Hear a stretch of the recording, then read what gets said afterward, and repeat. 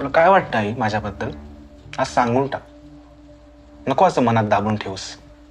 मला असं वाटतं की माझा मुलगा या जगातला सगळ्यात ग्रेट आर्टिस्ट होणार आहे. हे बघ राजा, तुझा हट्टीपणा तुला कुठे घेऊन जाईल हे तुलाही ठाऊक नाही आणि मलाही ठाऊक नाही. पण ना, मी तुला लहानाचं मोठं होताना पाहिलंय. तुझ्या या हट्टीपणासाठी आम्ही आमचे मार्ग बदलले. आता मला काय हवंय हे सांगून तू तुझी दिशा बदलावीस असं जर मला वाटत असेल तर ते मी स्वतःच्याच अंगावर चिखल उडवून घेण्यासारखं नाहीये का?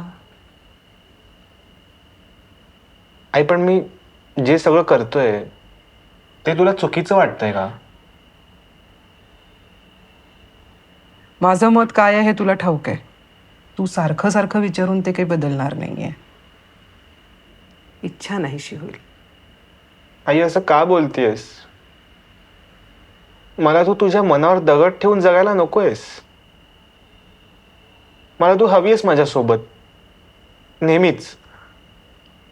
मग तुला एखादी गोष्ट हवी आहे आणि ती मी दिली नाही, असं कधी झालंय का?